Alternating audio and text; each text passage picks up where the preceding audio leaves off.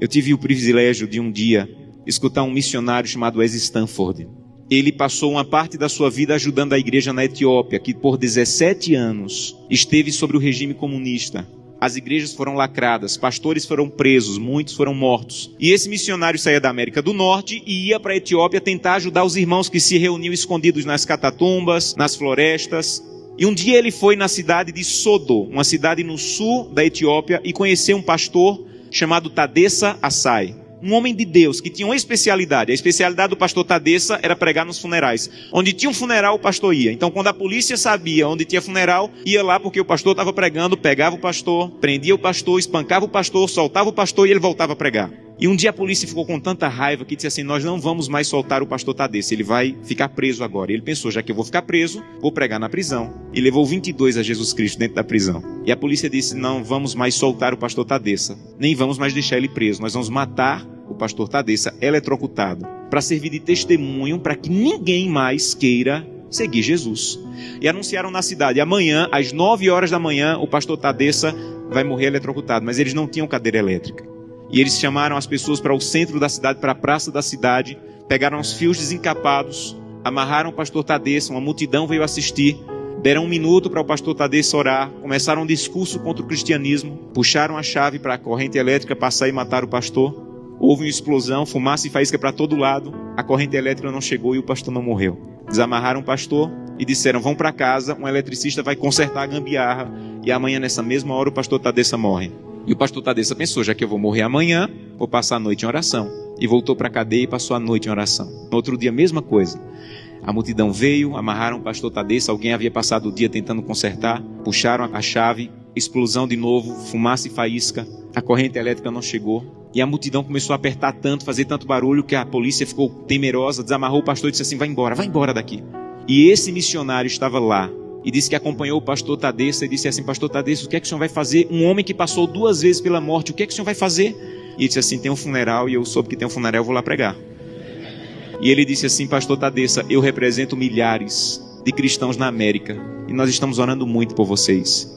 E disse que o pastor Tadessa se virou, ficou com o rosto sério e disse assim: vocês na América estão orando por nós, aqui na Etiópia? Então volte para a América e diga que nós é que estamos orando por vocês.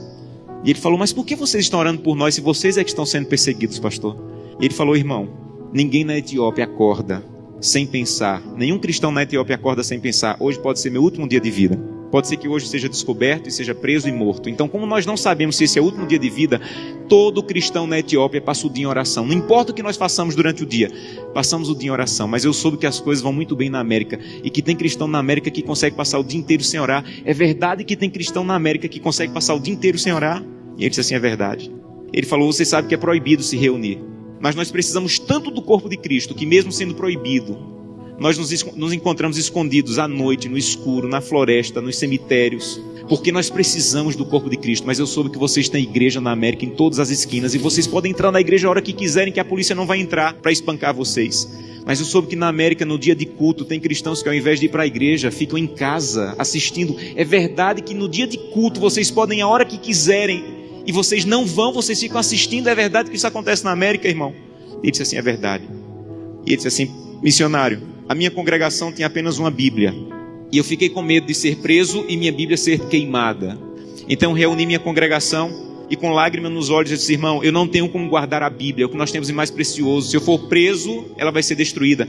Então eu comecei a rasgar as páginas da Bíblia e comecei a dividir para cada pessoa. Era mais fácil guardar porções da Bíblia do que uma Bíblia inteira com uma pessoa só. E quando eu estou à noite pregando, no escuro, no meio do meu sermão, eu digo: eu preciso de Isaías 53. E alguém lá do escuro começa a recitar do fundo do coração aquela página que ele levou rasgada para casa e decorou. Mas eu soube que na América vocês podem ter 8, 10 Bíblias em casa. E eu soube que tem cristãos na América que, apesar de terem 8, 10 Bíblias em casa, passam uma semana sem ler a Bíblia. É verdade? E ele disse assim: é verdade, nós é que precisamos de oração. Meus irmãos, urgentemente precisamos de oração. Porque cantamos: breve Jesus voltará. Levantamos a mão no apelo dizendo assim: eu quero voltar para o céu para ser dono de tudo. Mas ainda não estamos indo a Jesus de maneira séria para que Ele arranque o egoísmo do nosso coração e que nós possamos entrar na porta do céu e nós não vejamos a rua de ouro nem a parede de pedra preciosa, mas nós possamos olhar para o rosto maravilhoso de Jesus, aquilo que nós aprendemos a olhar nessa terra.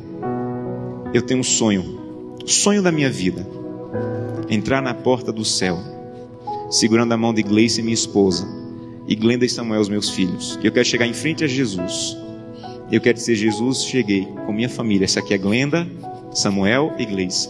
E eu espero que Jesus diga mais ou menos assim: Josanã, eu já conheci a sua família, porque todo dia você ia à presença. A minha presença me apresentava, só faltava conhecer pessoalmente, mas eu já conheço a tua família. Sejam bem-vindos agora. Um prazer conhecê-los pessoalmente. Eu não quero ser pastor dessa igreja. Eu quero ir para o céu. E isso é mais profundo. Eu não quero abrir o inário e dizer assim: breve Jesus voltará. Eu quero estar lá. Isso é mais profundo. Por isso eu preciso fazer com que o que eu como, o que eu vejo, o que eu acesso, o que eu ouço, a maneira como eu uso o meu dinheiro esteja de acordo com a vontade de Deus. Porque os que serão salvos